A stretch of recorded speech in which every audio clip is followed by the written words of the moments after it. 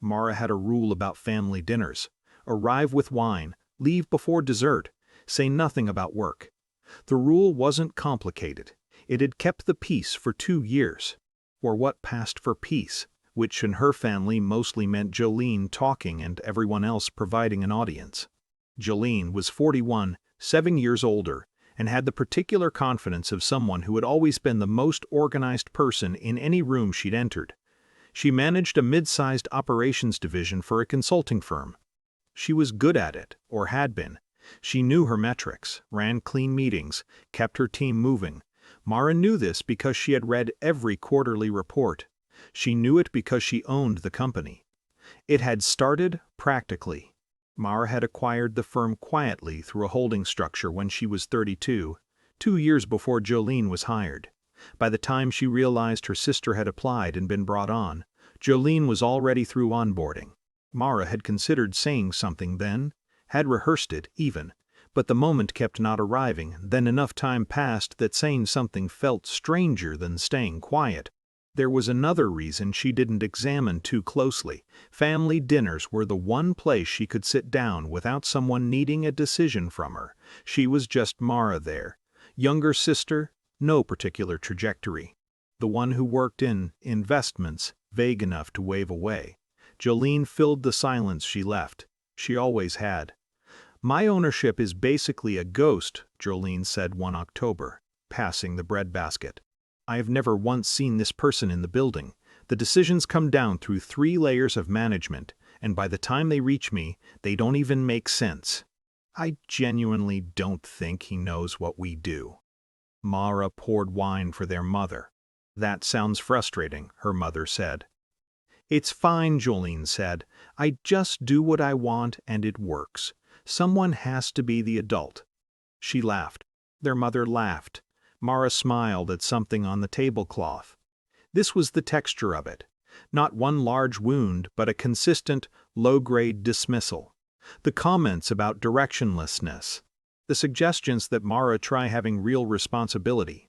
The advice, offered with genuine kindness, that Mara think about her future before it was too late. She never said anything. She kept her rule.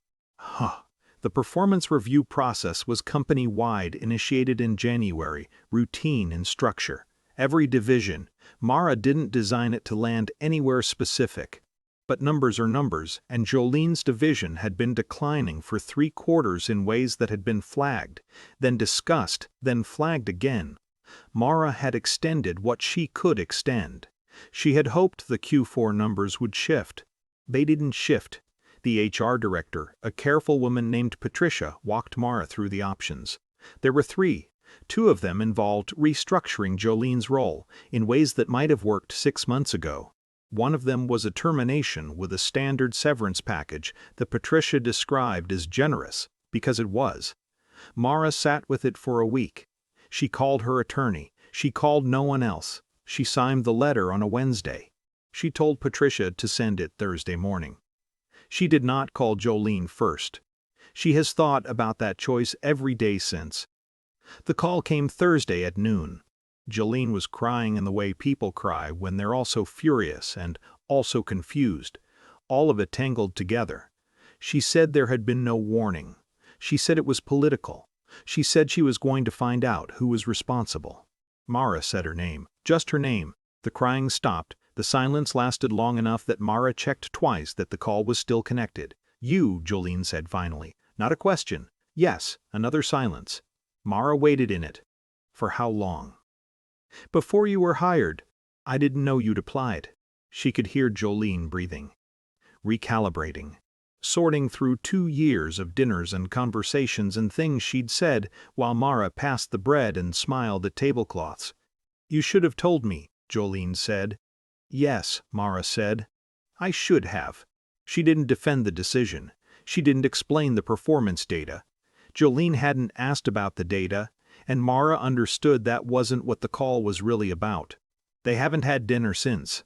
Their mother calls Mara on Sundays and doesn't mention it, which is its own kind of conversation. Mara still has the rule about family dinners. She just hasn't needed it. She runs her company the same way she always has, carefully, with as little noise as possible. The division is being restructured. The numbers are improving. Patricia sends weekly updates. None of it feels like winning.